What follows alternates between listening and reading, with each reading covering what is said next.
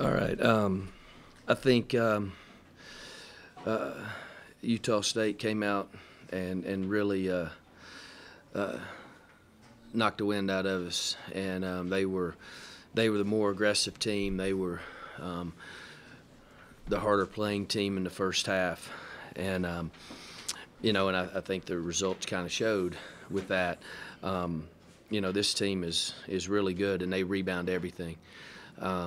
And in the first 26 minutes, that's exactly what they did. Now, I'll give our kids a lot of credit from the media timeout, which I think was at 3.5 to go in the third quarter. The last 13 minutes, we really played. And our response to all the negative stuff, or any, I shouldn't say all the negative stuff, any negative things, that would happen, whether it be a missed shot, a turnover, a call, or whatever that we wouldn't agree with. And our response was really, really good, and I think that made a difference. In the first half, Utah State had you got rebounded. Kind of what did you tell your team in the locker room that kind of fixed that? Yeah, well, there was a lot of reasons for that. We were -7 rebounding at halftime, and it wasn't just rebounding. A lot of it was us. We couldn't guard the ball. So we're constantly in rotation. So when they miss it, they're getting them back because we're all over the place. The last 13 minutes, when the second half total, we were +11 rebounding, okay? The last 13 minutes, we were +10. Okay, well, the difference wasn't that we rebounded any better. We guarded the ball, and they weren't driving it by us. So now we're all in position to rebound, And, the one thing is once we got a defensive rebound, we were scoring at a high rate in transition. What did you tell them in that media timeout? Our response has to be good. And I had to check myself too, and we just talked about it in the locker room. There's no more talking to the officials. There's no more talking to anybody. I don't care what happened. And then it was like 1 or 2 possessions later, they call a charge on AR, and she had a great response, never said a word, handed the ball to the referee, and we went down and go 26-7 to close the game.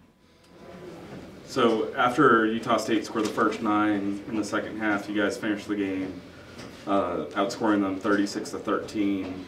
What was the key and the key players and the key moments that led to that? Well, I think everybody that played during that stretch was really good. The key was we guarded the ball, and I know you guys say, well, why don't you just do that all the time? And it's more difficult than that, and there were just some things. They ran a couple things that we just didn't defend very well. And also in that timeout, we made a couple of adjustments of how we were guarding those things, and I think that helped too. Well, the number that obviously jumps off the stat sheet is bench points tonight. Talk about what those kids did for you tonight. Well, I mean, Jaden and AT were clearly scoring the ball. But that's something that they're plenty capable of doing. AT's been really good for several weeks now, and the reason her scoring is way up is because she's getting more minutes. She's getting more minutes because she's defending and rebounding. Okay, Jaden was really good defensively tonight for her. Seemed like she gave they sort of kind of gave you a spark there with the 3 ball early, and then even some parts in this. Yeah, she made a bunch of them early, and then in the second half she kind of cooled off, and she missed her 3rd in a row, and I was walking down there and she was open, and Val goes, "Hey, Elisa's ready." And I was, I said, okay. So, but Jaden was really good. Gave us a huge spark in the first half because we needed it. Coach, you talk about how the players respond to not speaking up when they get a bad call or when frustration might set in. It's easier said than done. We've seen teams that don't respond positively in situations like that. From a coaching perspective, how refreshing is it for you to have a team that actually listens and does what you want them to do? Yeah, well, our response was really good today. It was really bad at Fresno, which is why we lost the game. If our response would have been the same in that game, we would have won that game. You know, it's something we talk about all the time, and I don't want to make a big deal of it. It has been great all year.